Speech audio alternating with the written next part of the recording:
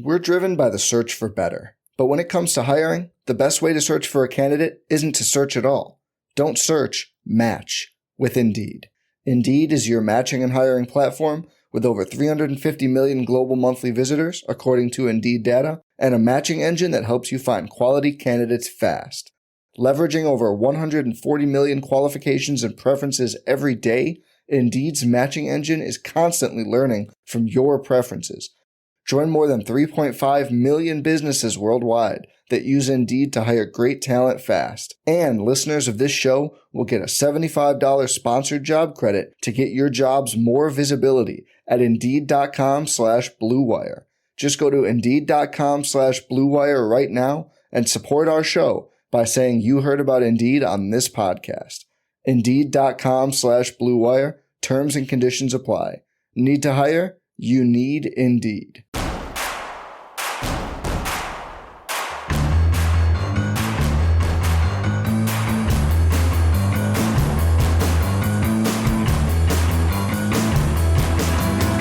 From your favorite source for Chicago White Sox talk, delivering news, interviews, analysis, and more.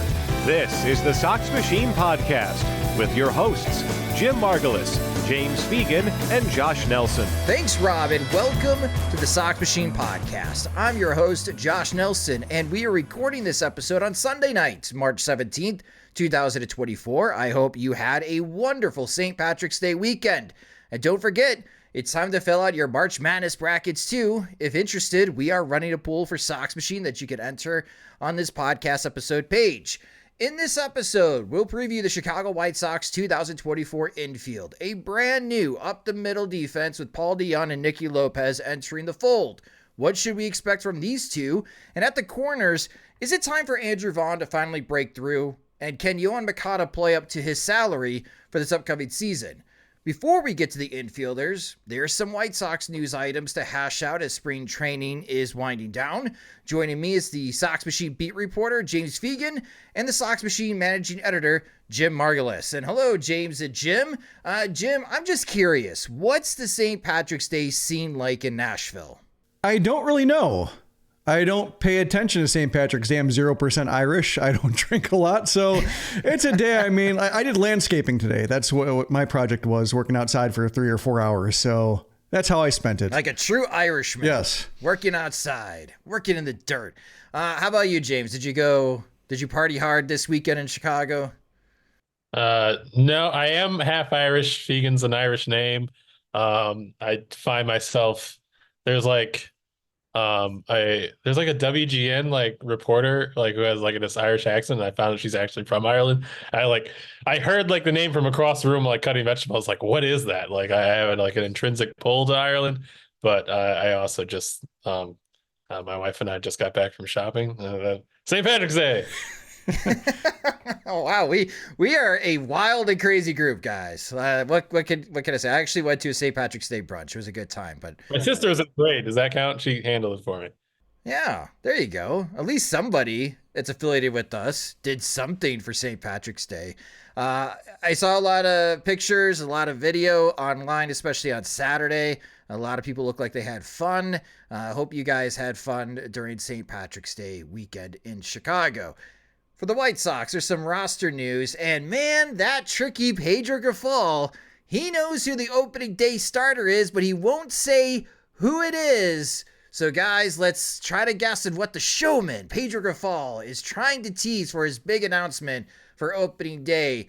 James, have you heard any rumors, any gossip on who the opening day starter could possibly be for the Chicago White Sox? This is one of those areas where like, you know how like you sold me like when they brought me on, like James is great because like his approach of like, this is what interests me and here's what interests you. Where the flip side of that, like, I don't care who starts opening day. I haven't looked into it. Why would I waste time asking people about this thing I don't care about? Like, if I have like a set number of bullets to like get scoops with or people to like text the GM, I'm not using it on the opening day starter. I'd probably be like, what about the closer? Has your pitching development changed in some way that's meaningfully going to produce different outcomes? That's more what I'd be curious about.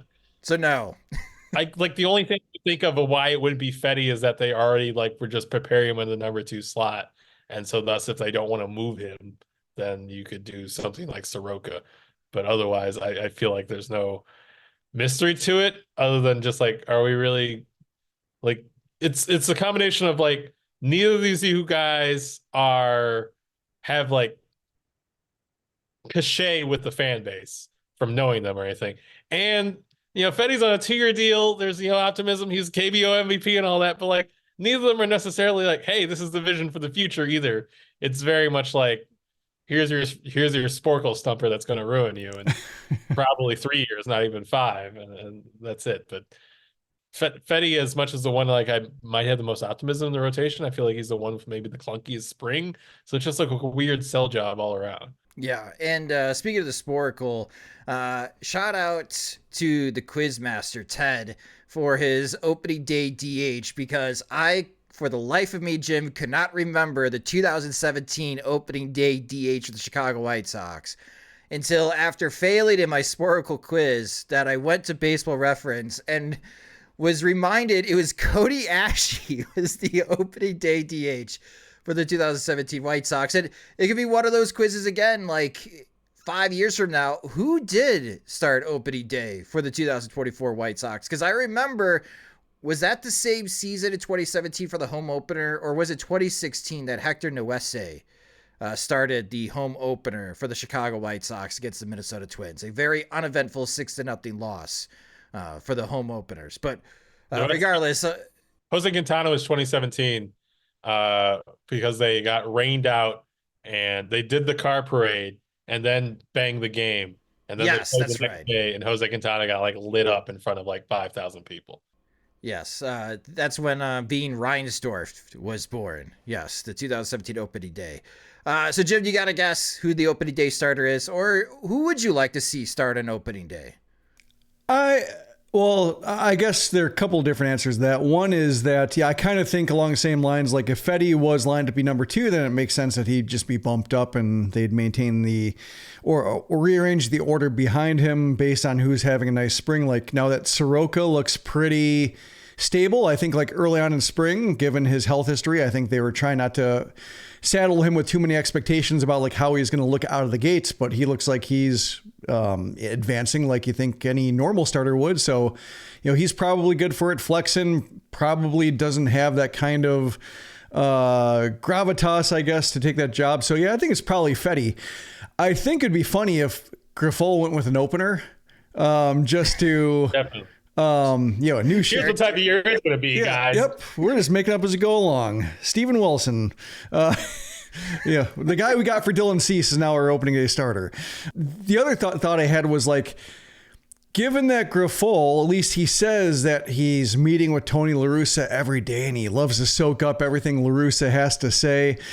I remember during the postseason in 2021 that La Russa like would not reveal his starting lineup and his starters, and he said he had 2 lineups and one was written in invisible ink that could only be seen under special UV light, and then it just turned out it was actually going according to plan. But I wonder if this is like the La Russa effect on Grifol, like just weird subterfuge or protecting against subterfuge when really nobody cares. That could also be a case of like Grifol just not quite understanding the task at hand and just being like, oh, this is something La Russa talked about, I'm gonna do it now, and like nobody cares. So that's my read on it. But yeah, I would guess like Fetty. I don't know if it's strong enough to bet like Fetty against the field, but I would say he has a plurality of my wager, if not a majority of it.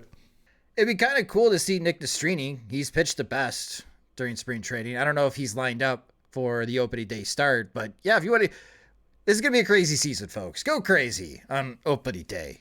Shoot, have Garrett Crochet start opening day. See how long he goes. 3 innings. Let's do it. Let's just burn out the bullpen. It's an off day on Friday anyways, so everyone can reset. Why not? Why not go crazy, James?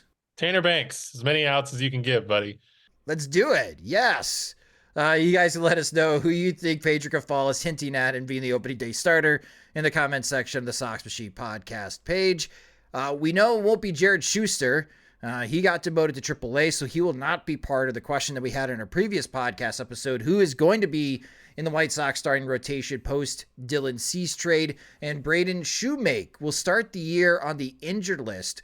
According to Daryl Van Schouwen of the Chicago Sun-Times, he has a left ankle injury and is going to be out 2 to 4 weeks. And with the White Sox luck, that's probably 2 to 4 months. So best of luck to Braden Shoemake as far as recovering from his ankle injury, but hopefully he does heal up and bounces back, and we'll probably see him in Charlotte. And it does open questions on who will be the White Sox backup middle infielder, which is a great segue to our theme of this episode. It's time for the 2024 Chicago White Sox infield preview as we go around for first, second, third, and short. We'll take the catchers. We'll throw them with the starting pitchers in our next episode as we hopefully understand who is the opening day starter and have better clarity on who's the starting rotation. But Jim, let's start with first base for the Chicago White Sox and Andrew Vaughn. What are your expectations for Vaughn as he enters his fourth year? I guess I would like to see him draw some walks. I think that's kind of what jumps out to me is when, they're making this big brand new emphasis on walks and just about like not chasing and being part of the zone. Like he was supposed to be their shortcut to having plate discipline. Like when they drafted him out of Cal, that he just had a preternatural feel for the strike zone and really hard to lead him out of it. And watching him from game to game, you don't get a sense like, oh, he doesn't know what a strike and a ball is. Like he never looks like out of place at the plate. Like, he might go 0 for 4, but it doesn't look like he's just hacking wildly the way like, Luis Robert Jr. can, or like the way like, Tim Anderson could, like the super aggressive hitters. Like he looked fine. It's just a matter of like not quite squaring it up the way he wanted to. And then you realize like, it's about a month into the season, he's drawn like 4 walks. And, you're just wondering like what happened to his ability. And I remember James writing something about just how he was trying to hone in on the edge of the strike zone and not just, make better selections earlier in the count and try to avoid pitchers' pitches early in the count. And that's kind of what it seems like it is. But given that he's arbitration eligible, he's really hasn't shown a whole lot of growth. Like it's been incremental, and like, he got better at the stamina thing, which is my big concern last year, was like he had such miserable finishes to his season. Like could he actually finish a season looking like he did in May or June? And he did. The problem is, it was just a guy who didn't draw a lot of walks and didn't hit with the kind of power you think a first baseman could. So I think that's kind of what I'm looking for, is just like, are you going to see like a more well-rounded hitter that can get to that 800 OPS with ease, because like his OBP is doing more of the lifting this time around? James, same question to you. What are your expectations, or I guess what are you hearing are the White Sox expectations of Andrew Vaughn entering his fourth season? I mean, my expectations are probably incremental improvement, because that's really all you've seen. And he doesn't really tout like some big alteration to his swing or approach or motion or setup in a way that you think like, wow, things are gonna be radically different. Obviously, experience, reps, and all that can kind of compile in weird ways. You can see guys take jumps, but I'm not seeing this like big radical shift to hang my hat on. I think if you're White Sox, you see like the exit velo, the hard hit numbers are great. What can we do to like dial in on that more often? Because the big thing is that he just kind of takes a bath, like as Jim hinted to, in like kind of the shadow of the zone is where you see like the big loss and runs, and where you see like kind of the chase numbers pile up. He doesn't have these bad chases. He doesn't have these, swinging at stuff in the dirt all the time or something like that. He's constantly kind of not getting the most out of his contact by kind of fighting on these marginal strikes all the time. And you see him kind of shave down on it incrementally at times year to year, but just hasn't been that big breakthrough that's going to lead to, him driving the ball in the air a lot more by just focusing on the pitches and sweet spot. He's kind of in this weird, for somebody who was supposed to be plus power, plus hit, you kind of see him in this weird like middle zone where his ability to hit takes him to make contact with stuff that he can't really drive. And he kind of undercuts his power in the sense that he doesn't, just kind of crush the pitches that are, he can get out front and do damage with. So I don't know. You'd think with just kind of the raw tools available, the fact that he has bat speed, the fact that he has kind of all fields power, maybe not game changing, but at least average all around, you think you could do more, but it's just been kind of weird incremental gains that aren't particularly inspiring from a position with such offensive emphasis as first base. Yeah, and in his first 3 years, Andrew Vaughn, so far in his young career, is a below-average hitter against right-handed pitching. He is a career .253 hitter against righties. That's not bad. But a .307 on-base percentage, slugging .416. His OPS plus is 97, so he's 3% below league average. As the cool kids would say, that's very mid for Andrew Vaughn. And I know I'm going to sound like a broken record, Jim. Andrew Vaughn reminds me of the high school kid in Trouble with the Curve, which is a not great baseball movie featuring Clint Eastwood and Amy Adams and for some reason Justin Timberlake.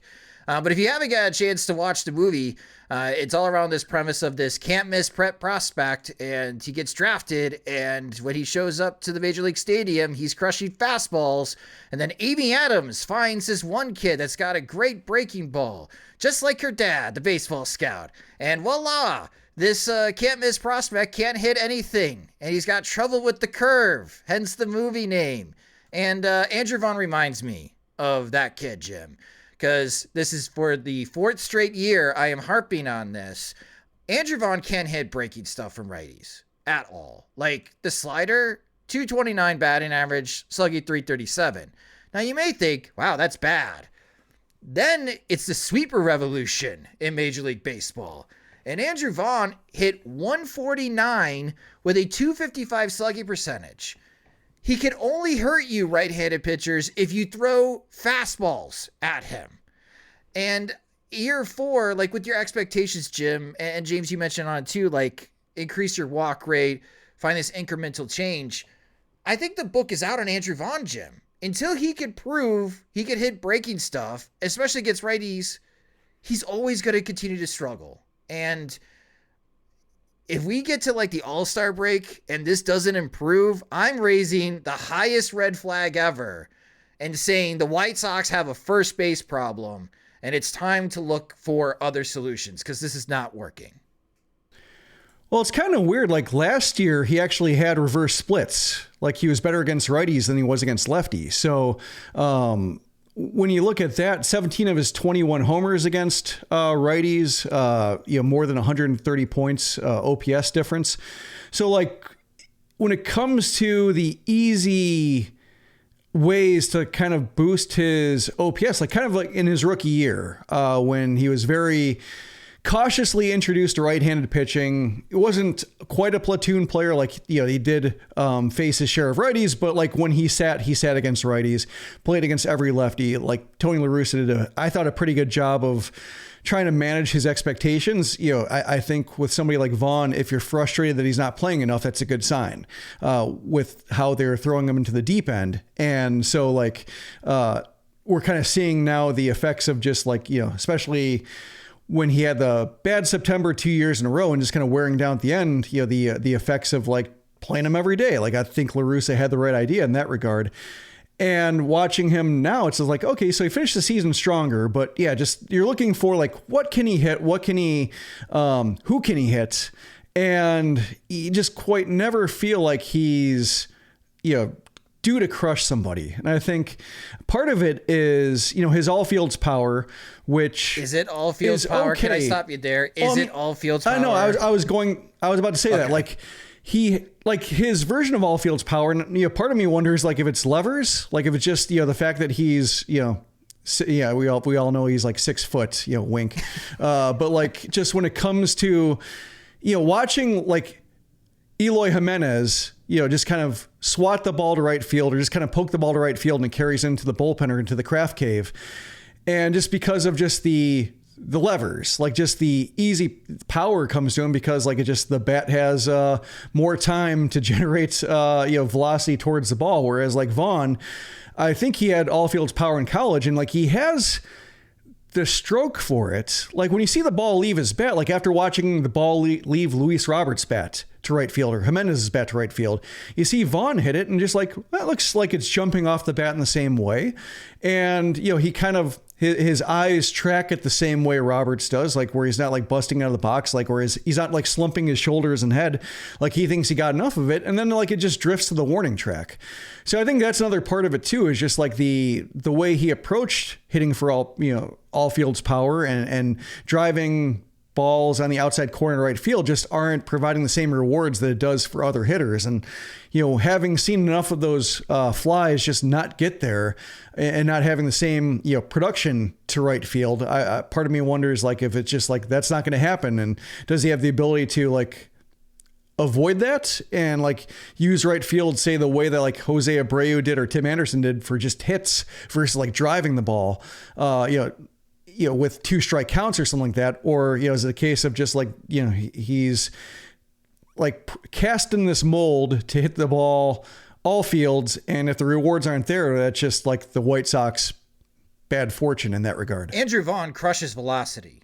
4 seamers against righties, 319. Sinkers from righties, 366. If a righty throws a cutter, 361 batting average. I mean, his average exit velocity against 4-seam fastballs from right-handed pitchers was 96.4 miles per hour. His average launch angle is 22 degrees, and his whiff rate is below 14% against velocity from righties. That's incredibly impressive. But James, again, why should a right-handed pitcher ever throw heat to Andrew Vaughn when it is clear he can't hit spin? Well, as I would say about the kid, who was physically very maxed out and trouble with the curve. I don't know how you draft a kid out of high school and project him at all. He doesn't need to hit curve. He needs to lay off of curves. Vaughn, as far as sliders over the heart of the zone, it's not like he doesn't do damage with them. He gets in trouble with chase. He gets in trouble on the edge of the zone. It gets in trouble with kind of the weak contact he puts in play with that. It's not about, maybe there's an issue with seeing spin, and that's kind of the genesis of all of this, but it's not like we need him to produce more on those sliders on the zone. We need him to be kind of a lot more of a bit of a more three true outcomes type of guy, at least more geared to that in terms of just really geared in on the parts of the zone that he can handle, that he can crush, and seen a lot less of him kind of battling with 2 strikes and trying to fight stuff off all the time. I know it's kind of the nature of his at bats. He tries to be a tough guy who, protects a lot of the parts of the zone at all, but he's just not geared towards getting himself or finishing off his at bats, his pitches he can really damage. I think being a bit more content to let some of that stuff on the edges go by or even get aced on it is going to do him well in terms of not being just spammed for chases in the way that he plays into it, the way he's currently geared, where it's kind of someone who swings like they have a 7-hit tool, but it hasn't really played like a 7-hit tool in the majors. And I think it needs to be dialed back a bit more to the patience and power type of approach that originally we thought early in his career that he didn't need to such an extreme degree to be successful. But I think 3 years are adequate sample size that he can't be this kind of swing happy guy and produce in the way that he's expected to. So, James, let me follow up, because Andrew Vaughn, after 3 seasons with the Chicago White Sox spanning 413 games, his career WAR, according to Baseball Reference, is 0.9. And that's higher than on Fangraphs. If Andrew Vaughn produces another full season where he's below 1 WAR, are the White Sox starting to panic at first base?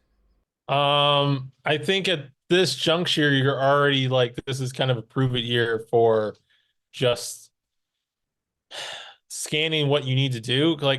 I think if you're in Chris Getz and mapping out 3 years from now, obviously you'd like to see Andrew Vaughn take a leap, but I think we've moved past the idea that he's a long-term solution in this position. Certainly past his RBers, or even depending on what his final RBer cost is. They don't necessarily have the prospect depth or this critical mass of bats in their system where they can talk about who's going to take over this position, who's going to push you out. But I think he's already put himself on the trajectory where he's not someone that you put a lot of resources towards retaining, or certainly not extending, something we probably wanted them to do when he was a prospect and there was push-pull about whether he should break camp with the opening day roster. I think he's probably already put himself on that track where you start thinking that he's not the long-term answer until he shows you something. So they're not panicking about anything because they're supposed to be bad. I mean, if they're going to panic about parts of the roster, when do you stop? But in terms of thinking out, hey, this is something we get targeted in the draft, not that you want to necessarily just draft a bunch of first basemen, or this is an area where there's a slot long-term for some of our bats. If hey, if third base gets crowded because we have Gonzalez, Montgomery, and Ramos, maybe Ramos is our first baseman down the road. It's not the worst outcome because we know we're going to have a need there. I think you can start thinking about that a little bit more. But I think he's already put himself on the track that you're describing in terms of they should think about what else they can get to get a plus hitting first baseman, because until shown otherwise, they don't have one in house right now. 4 words: first baseman Oscar Colas. There you go. He played in Japan. It was well established. Yep. There you go. He also has to actually hit, but that's the rub with everybody, I guess. 6 years of team control. That's all that matters. Yeah. No, it's just we're looking for short-term and long-term solutions, Jim, and we're looking for someone to help out Luis Robert on offense. Theoretically, it should be Andrew Vaughn. Like, if he does not break out, and I think it's like 25-plus homers, and OPS approaching 800, if you don't see that, you could get first baseman for cheap. Like, you could get the CJ Crowens for cheap, Jim, moving forward. Yeah, I think his development is no longer like crucial to the project. I think he was vital back when this was supposed to be still a contention window, and you're looking at Jose Abreu's out, Lucas Giolito is a free agent. Lance Lynn was supposed to have his option picked up, like in the scenario where everything's going well enough. And with Abreu out, Vaughn was supposed to pick up that slack. They're supposed to need another core of fixtures to extend the window like another 3 years. And now that's all by the boards. Like, it doesn't really matter so much. So I think that's, the pressure's off, and now it's just kind of an individual curiosity, I think. I think they're probably content to just, if he's not having great seasons, like if he's just kind of hitting 20 homers or so every year and not lighting it up in terms of, rate stats or, RBIs might be hard to come by this year, but any kind of stats like that, arbitration awards, like he could just be making like a kind of a middling salary for his second and third year, to where his trajectory is not something the White Sox care about too much. And so they just kind of ride it out and wait for, maybe DH opens up. And so Vaughn slides over to DH and they, start thinking about position anew. But yeah, I think there are ways to maneuver it. I'm kind of curious, just like when it comes to Vaughn, he was always lumped in with the untouchables, and I never quite understood why, just given his profile. And now it's just kind of like it's just a weird thing in retrospect to think like, we're not trading Luis Robert, we're not trading Andrew Vaughn. It's like, Robert, I get. Vaughn, I understand the draft capital involved to where that is, the endowment effect is very real and present with Vaughn. But when it came to his skill set and just how replicable it seemed on the open market or in trades and such, just always an odd phenomenon, I thought, just how the White Sox did not want to let him go when he hadn't really shown anything that, made him a difference maker. Now, hopefully Andrew Vaughn does break out. The White Sox need it. He needs it. Everyone needs it. He talked about helping Luis Robert. It reminded me that Luis Robert's solo home runs would have led the White Sox in home runs last year. 27 solo shots. Let's move over to second base, and that's going to be Nicky Lopez. And James, is Chris Getz hoping that Lopez can stabilize the second base position for the next 2 years, as the White Sox do have 2 years of control after the trade with the Atlanta Braves? I think he's hoping it stabilizes it this year and hopes it stabilizes it enough that he doesn't necessarily have to do something next year. I don't think the idea is that we've got our guy for next 2 years a given. I think you're living year to year with Nicky Lopez. It's just that the system right now, I mean, a couple of years ago, it probably seemed a bit more realistic to think that Jose Rodriguez was going to mature into somebody who could threaten to be I don't know, maybe a second division starter or a super utility type. Whereas right now it's will he ever show the chase rate to really merit Pedro giving him a major league at bat? And I don't think that the system is really necessarily oriented to look at someone and think this is our immediate solution within, a 1 2 year term.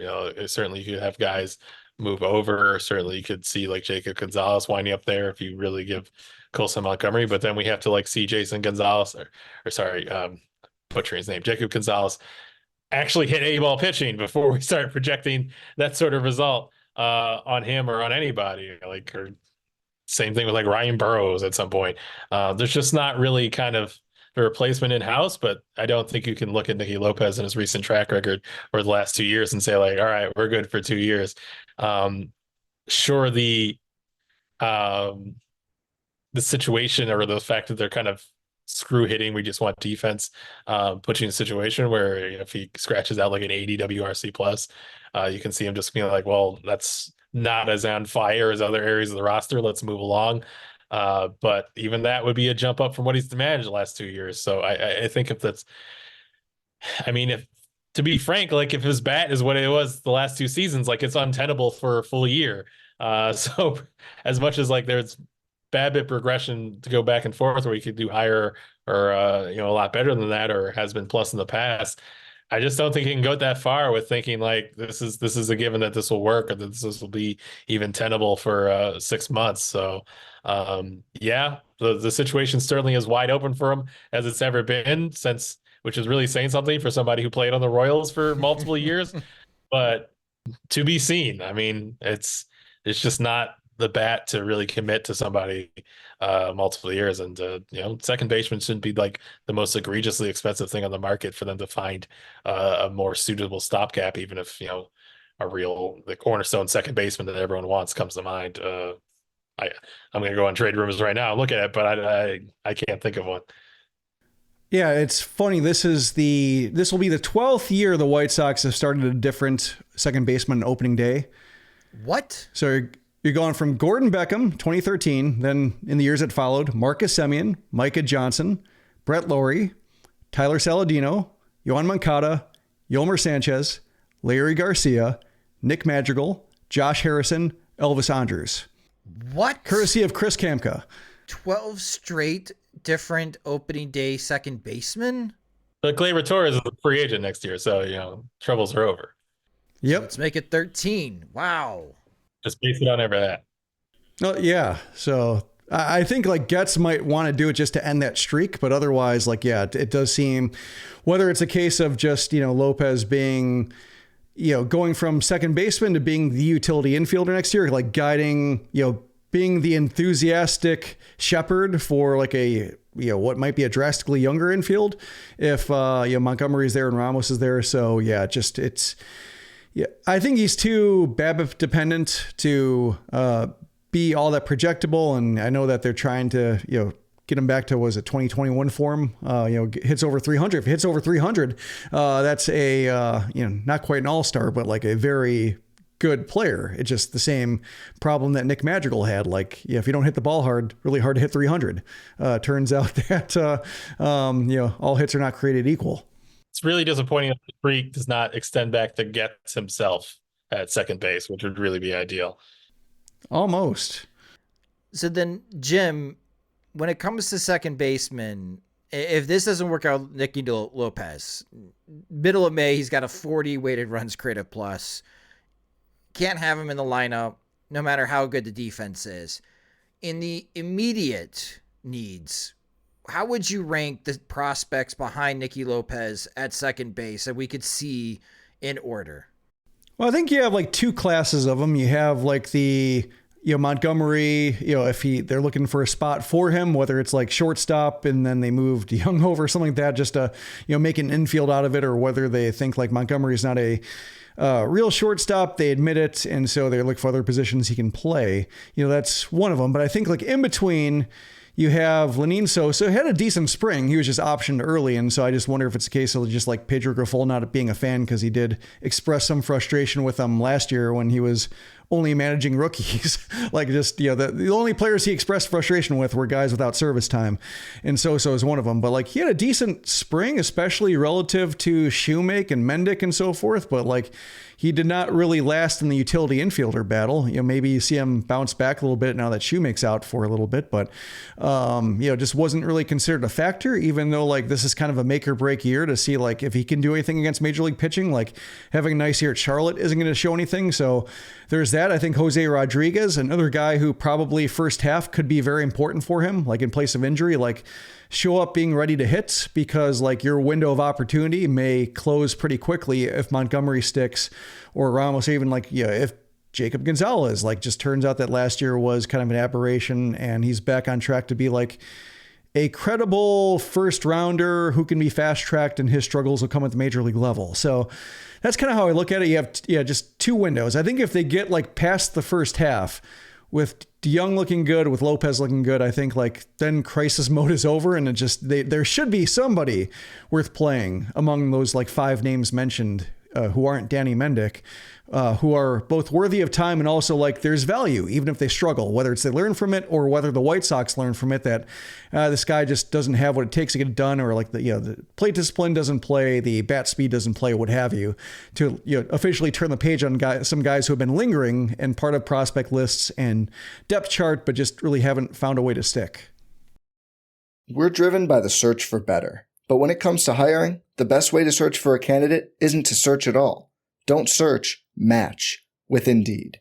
Indeed is your matching and hiring platform with over 350 million global monthly visitors, according to Indeed data, and a matching engine that helps you find quality candidates fast.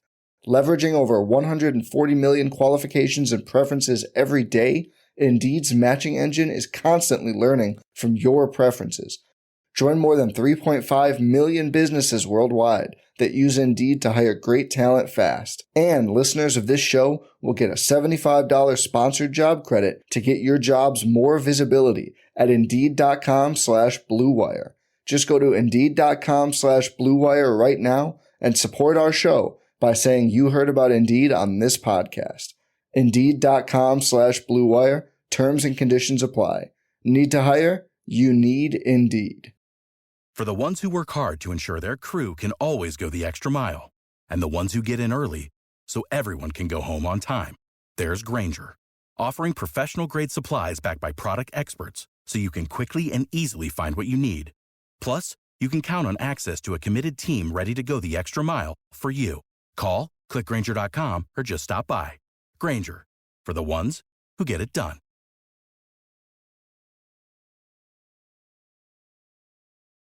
All right, so let's go from second base over to shortstop, and that's going to be Paul DeJong on opening day, being the White Sox starting shortstop, replacing Tim Anderson. James, what does a successful Paul DeJong season look like for the White Sox in 2024? 20 bombs. Heck yeah, let's do it. Just home runs, that's all that matters? I mean, he's uniquely exciting to me in terms of other players because, like, if he makes contact, then I know it's time to be excited. If he doesn't, then he doesn't. But like if he's put one on the ball, then like, all right, we can track this for like how far it's going to travel. I don't know. Like that's probably 120 bombs is like would probably be like what he needs to be like decent offensively. Since it's a power over everything profile. I don't have like the optimism to put like OBP starts with a 3 like level on it, but certainly like that would be another thing that's like, this is the 90th percentile outcome that we got. And I'd have to see like what more is at play that he's really changed to make that feasible. I think if it was like 280 or above OBP that like and given that his power is probably going to be in like the 170 ISO range or above, assuming plus defense that's not eroding, given he's at, in the age where maybe you can hang on as a plus defender a little bit more, or maybe we see kind of a quick fall off. I think 280 OBP, the general like level of power that you've seen from him when he's making contact, when he's not kind of falling apart or out of sorts the way he was second half last year, and good defense. That's how you get to like him being safely over 1 WAR, and pretty much everything over that's a little bit gravy for him. So I would think 20 bombs and we'll be all right. But there's been spates of I mean, it's not like his strikeout rate is ballooned to like crazy into like the 40s or anything like that. It's just we've seen him kind of really get out of rhythm for sorts last year, and certainly spots of his last years in the Cardinals as he worked his way out of the rotation, where it feels like these kind of slumps that really put him out of like a starting lineup can kind of come up, and you have to be on guard for him all season. But it's given that he's going to get very extended run in this situation. I don't think you're expecting him much more than to be at the bottom of the lineup, not make mistakes on defense, and when he runs into a mistake that he gets all of it. So it's a little bit like Romy Gonzalez with no ceiling type of situation, which I guess is what we were happy to see at times when he was healthy last season, and this is a more proven version. How about you, Jim? What would a successful Paul DeJong season look like for you? Well, like they could blurb that quote, say he's Romy Gonzalez with no ceiling. That means like the sky's the limit. So there's that. Yeah, like it goes back to the crawl space. He's it's not a ceiling really if it's a crawl space. It's just rafters that you hit your head on and curse. Like you're just happy and shatter the light bulb when you're got up too soon. But no, I think like Paul DeJong, like first thing first, like sticking on the roster the entire year is probably a victory. Like given that he was like happy to get a major league contract, like that'd probably strike me as a win. The other thing, like besides the homers, which I think, he's going to be power first profile, assuming like the defense doesn't erode. So I think you'll be watching just kind of his playmaking ability. And he's somebody I think probably more than anybody else, like maybe Lopez too, although Lopez can run the bases a little bit. So I think DeJong's more of like a case where, especially the way he ended last year, it's like, he better be in the right place at all times, throwing to the right base, like making all the makeable plays and maybe a couple on the edges of his range, just because like this is the, probably the person symbolizing the approach that Chris Getz used of just like, we want fundamentally sound players. And like, my fear is like when the losses start piling up, that's when people start doing dumb things defensively to try to, keep a run off the board because they don't think they'll get that run back. And I think, he might be somebody who can make those mistakes if he's not hitting and the White Sox aren't hitting as a whole. I think the other thing I want to see is just like the way he ended last year. Speaking of like, not tending to strike out a bunch, is like last 2 months of the season, 94 plate appearances, 34 strikeouts, 0 walks. So that's how he's a White Sox. Yep, pretty much. But like that, he didn't have that kind of like terrible plate discipline, or like, he's not somebody who'd draw a ton of walks, but like drew enough to where like you wouldn't call him like aggressive, just somebody who couldn't do a whole lot with like his less than his best contact. In this case, like, probably the trades had something to do with it, but also it could be a case of just like him having a very narrow profile for success. And when it goes wrong, it goes really wrong. So, I don't know if he's this person you'd say like, as Paul DeJong goes, so goes the White Sox, but it could be like on a smaller scale of just like, if he's not providing the defense they thought and the bat's not showing up at all, like this could be even grosser than everybody expects, because like what was supposed to be a strength is not a strength. It's like if the miners said like, as the canary goes, so goes the mine, would be like Paul DeJong. Unlike Andrew Vaughn, Paul DeJong has a problem with heat. Last year, he had 179 against four-seamers from right-handed pitchers, just like 372 with a 36% whiff rate. In 2022, he had 152 with a 370 slugging percentage and whiffed 38.5% of the time. Paul DeJong is going to see a lot of fastballs, especially, again, from right-handed pitchers early in the season. And if he can catch up to it, and if he could do some damage against them, I think he could have some staying power. But I hope that he plays well enough that the White Sox don't have a mess at shortstop until August 23rd, when it is time to call up Colson Montgomery. Knock on wood, if Montgomery is showing that he has improved defensively and he is healthy, because then you enter within that 45-day window where you can call up Montgomery and he doesn't lose his rookie eligibility. However, DeJong's been hurt in the past. It's the Chicago White Sox. People are going to get hurt. With Shoemake starting the season on the injured list, does that mean Danny Mendick is going to make the roster, James? Is he the backup middle infielder for the White Sox right now? He certainly should feel good about how there are no healthy other options on the 40-man in camp. So that's definitely things tilted towards him. He was my pick beforehand. He hasn't necessarily like showed, a ton in spring. Not that is super indicative. He got in pretty good shape. He says that his leg is strengthened up. I'm more interested to see how his stuff works in the majors than Zach Remillard at this point. I could probably make an argument, probably a tired one, since it doesn't really mean something if he's not going to come up and get regular IBs. That's a little bit more interesting to see what Sosa has at this season. than otherwise. But I could also look at last year and see, with the role of a utility guy and expecting just like kind of steady defense when asked upon, how they could look at Lennon Sosa and say that doesn't really fill the order. If we're going to get somebody who allows runs to score on 150-foot sac flies to the second base, or if he's not getting consistent at bats, you see the approach kind of fall apart in the way that I don't think you'd see with Mendick. So I think he'd be the good answer.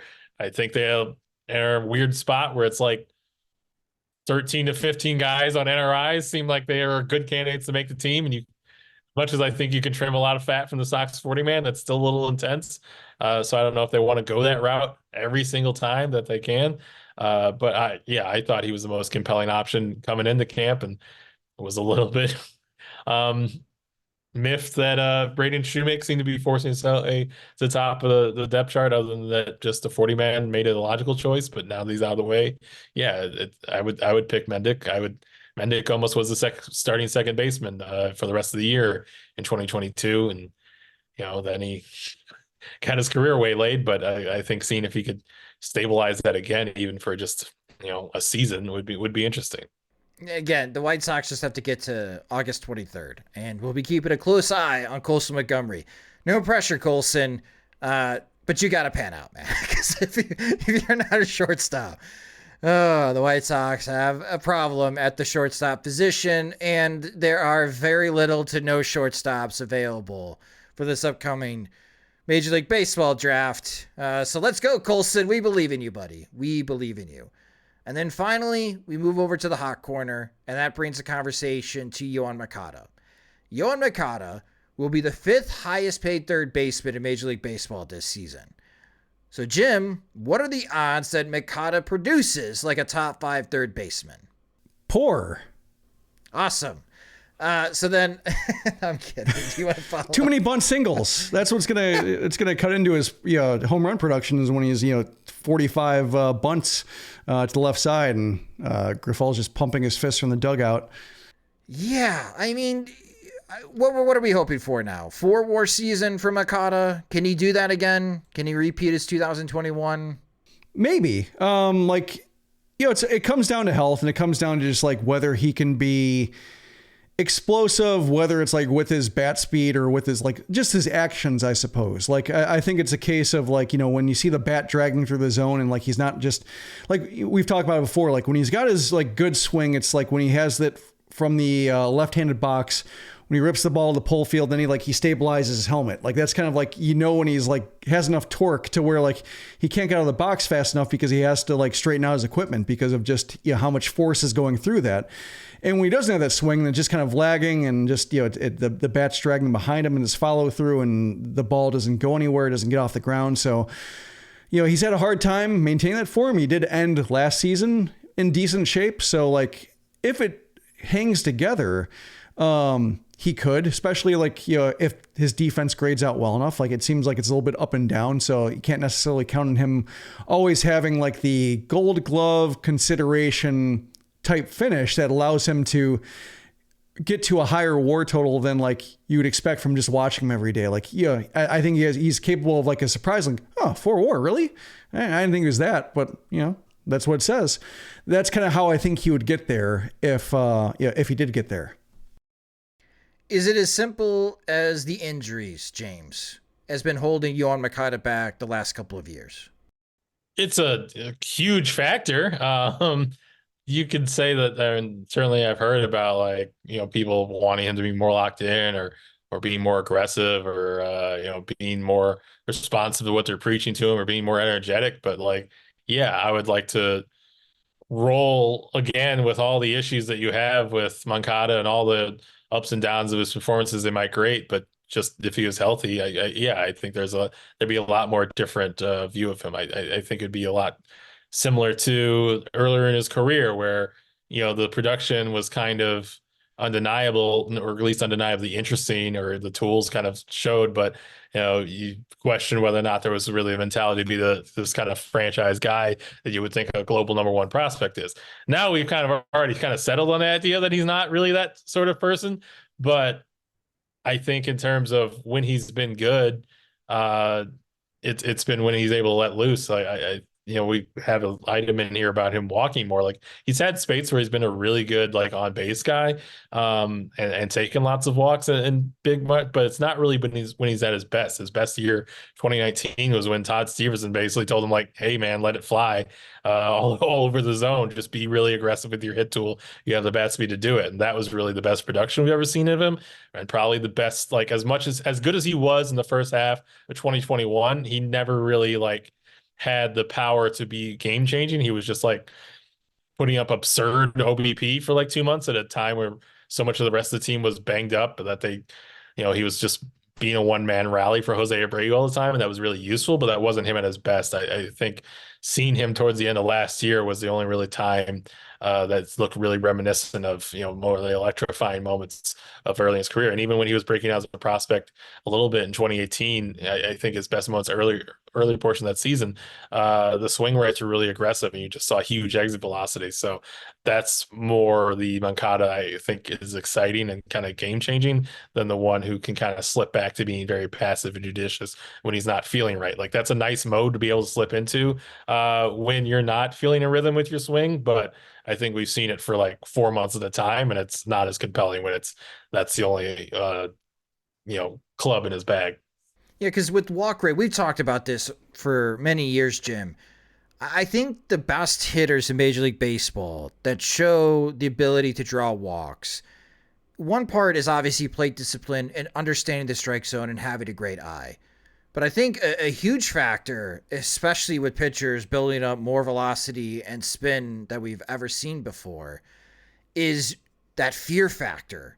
Like pitchers don't want to challenge you in the zone because if they do, they could get burned and they want to avoid getting burned on that mound. And I'm wondering, to James's point, like that's what we're going to be paying attention to in the first couple of months of the season. Can Yoan Moncada make opposing pitchers pay early? Because if he can, then maybe he could regain some of that fear that opposing pitchers had previously in a lineup that's not very good. They decide, you know what, I'm not going to challenge Yoan Moncada here. I'm going to try to hit the edges, and if I can't, that's fine. I'll walk him, and maybe that's where he increases his walk rate, because in the last 2 years, Yoan Moncada has only walked 52 times in 790 plate appearances. That's a 6.5% walk rate.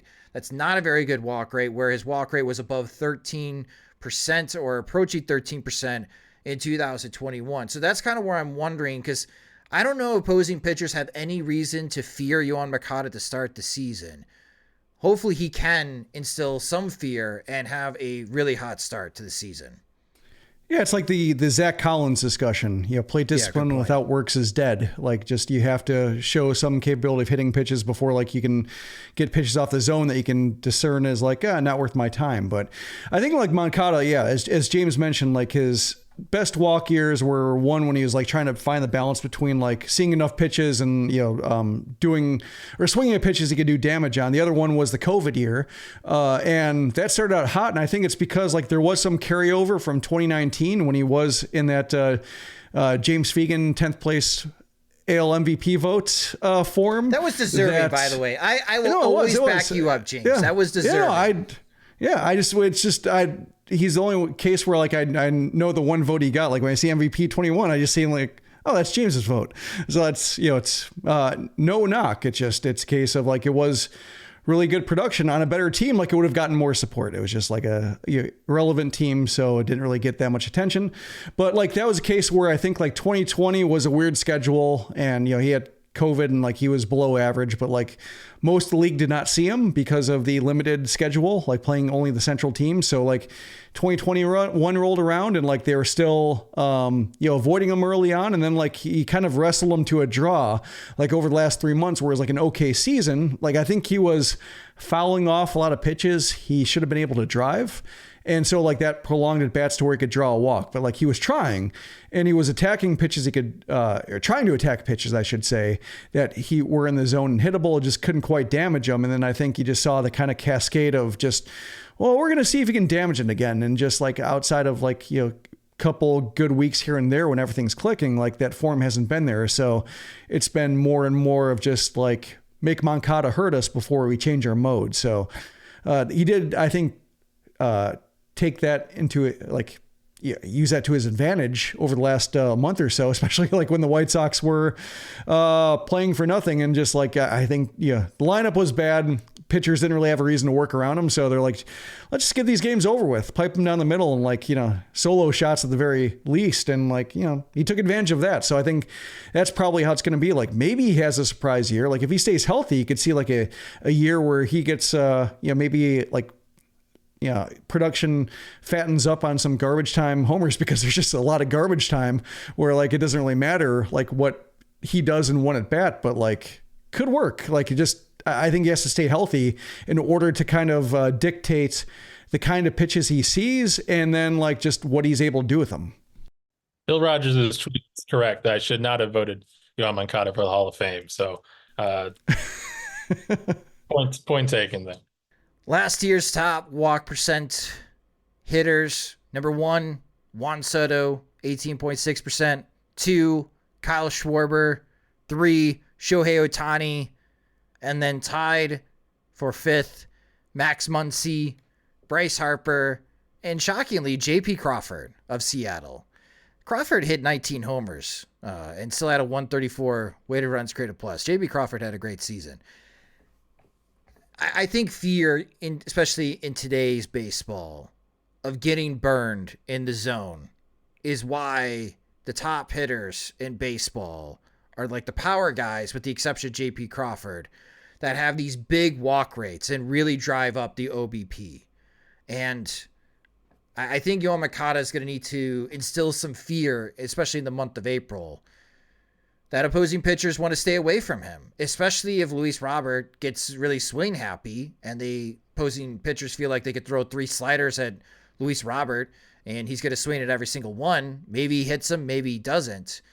But the walk rate, if Yoan Moncada has a better than 350 on base percentage, I think Moncada, with his defensive ability, can be a 2-3 WAR type of player. Is he going to earn his salary? I don't know. Because top 5 third baseman in Major League Baseball, that's why I bring up the 4 WAR, Jim. That's how you get in the top 5 in Major League Baseball. 4+ WAR, because third base is actually a deep position in Major League Baseball. I just wonder, with the amount of money that he's owed this year, and then you have that club option for next year, so I think it's like another $5 million for a buyout. I know we're going to be asked this question all the time this year, guys, after Dylan Cease has been traded. Who's next? Could it be Eloy? Could it be Luis Robert? Could it be Yoan Moncada? I don't know how likely, no matter how hot of a hitter Moncada is in the first half, of him being traded just because of the money tied to him. Yeah, I think you'd have to kick in some money, like cover the buyout or something like that, in order for teams to be interested. Just because, like, if it happens to where, like, one swing, his oblique flares up and he's just like a shell of himself for the last 6 weeks of the season, which is like the stretch run they're acquiring him for, doesn't do a whole lot of good. So I think there is a case of like, whereas Jimenez, costs considerably less for this year and the next year, like Moncada's price balloon. So I think that's the difference between the two of them. I was curious. You mentioned Soto's walk rate, 18.8%. Yeah. Just curious. 18.6. I'm sorry. Yeah. I was curious. Like if you add the top 2 walk rates from the White Sox, you get to 17.3. Gosh. Schwarber had a 17.5% walk rate. So even though Schwarber hit 197. Yeah. Grandal was 8.9, Benintendi 8.4. Well, Grifol wants his team to walk more. And that's where I will back up Pedro Grifol. Well, I will say, like, when it comes to, if you include Trace Thompson and his 92 plate appearances, 9.8, that almost gets you to Soto. Clint Frazier, Sporkle, forgettable Sporkle guy, 13.2% in his very small sample. Like, that was the one thing he could do. Pedro Grifol wants walks. And Yoan Moncada can be that kind of hitter that does draw walks. But again, I think the fear factor needs to be generated from Moncada before we start seeing those walks pick up again. Because again, the last 2 seasons, folks, a 6.5% walk rate for Yoan Moncada. That is not going to cut it, but it is very White Soxy. And that will conclude our 2024 preview of the Chicago White Sox infield. And before we sign off, just looking around the infield, 5 WAR as a unit, Combined, these 4 players to be 5 WAR? Is that what we're looking at, Jim, with Andrew Vaughn, Nicky Lopez, Paul DeJong, Yoan Moncada? That feels like maybe, median or like a good over-under, like maybe 5.5. Because if you think like 2, 1, 1, 1 in some order, like, yeah, it kind of is that. Yeah, maybe like you get a hot, a random 1 win from like, the last 6 weeks of Colson Montgomery or some other call up who just like lights the world on fire quickly. But I think it's going to take some small sample weirdness to get like meaningfully more than that, unless Moncada's body holds together and like he's able to get to like 4 by himself.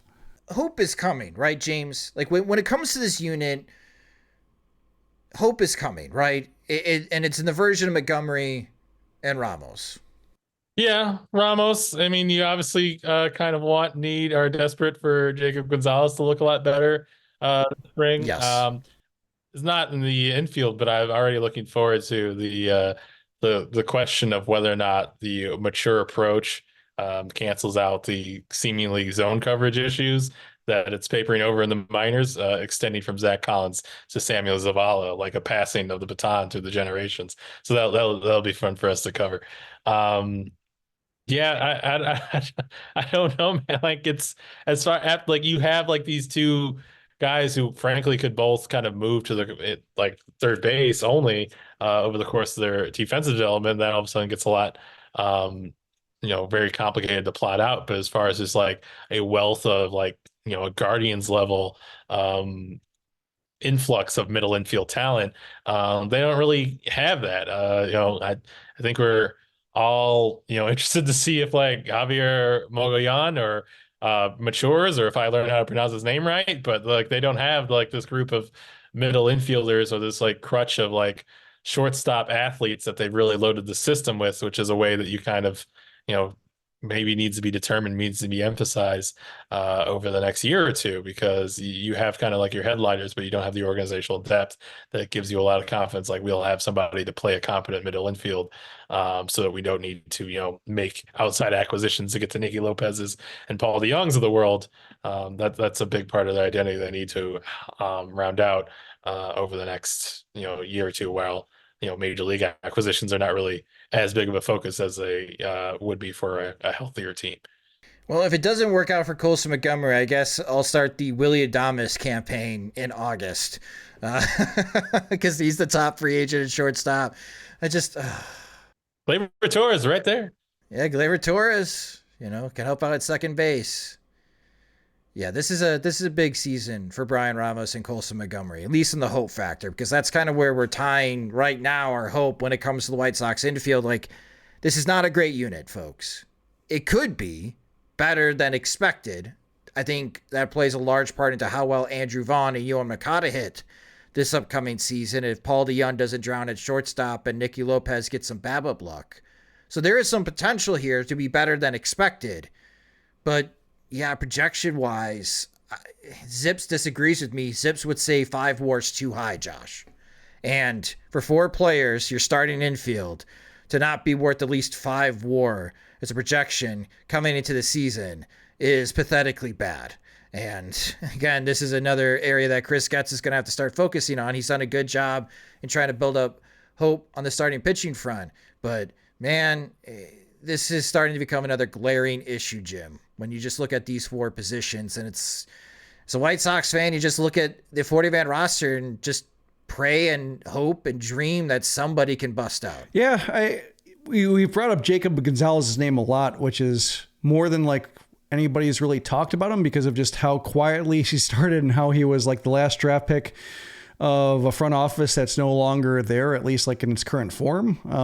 And there's some just wondering like, whose idea it was to draft him. And so it already seems like an idea that a mistake from the past, kind of like almost like the new Comiskey Park of draft picks, like immediately aged horribly.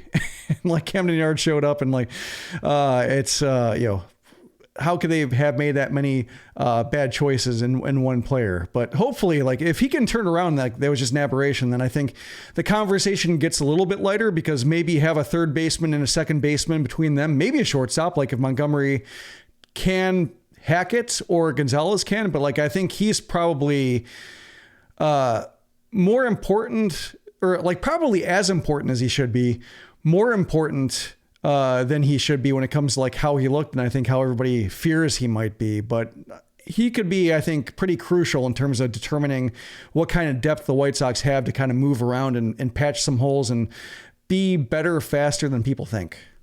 Well, that will do it for this episode of the Sox Machine Podcast. Thank you guys so much for listening. If you just discovered the Sox Machine Podcast, you can subscribe to the show wherever you listen to podcasts, such as Spotify and Apple Music. We also do videos. I've been posting videos of the upcoming 2024 Major League Baseball draft prospects. You can check them out at youtube.com/Sox Machine. You can follow us on social media. We're on all the social media platforms at Sox Machine. You can follow James at JR Fegan, and you can follow me at SoxMachine_Josh. A huge thank you to our Patreon supporters for helping us keep the lights on and enabling us to enhance our regular season coverage with James in the fold. We'll be sharing in the upcoming week what our plans are at Sox Machine, at least for the first couple of months of our regular season coverage, so it's something to look forward to on the site. If you want to have full access to our coverage of the Chicago White Sox, it's just $5 a month. We also have additional tiers of support that give you more. So if you enjoy our work and you want more, go to patreon.com/Sox Machine and sign up today. The Sox Machine Podcast is a production of SoxMachine.com. You're on for all things Chicago White Sox baseball and part of the Blue Wire Podcast Network. Alongside Jim Margulis and James Fegan, I'm Josh Nelson. Thanks for listening and watching.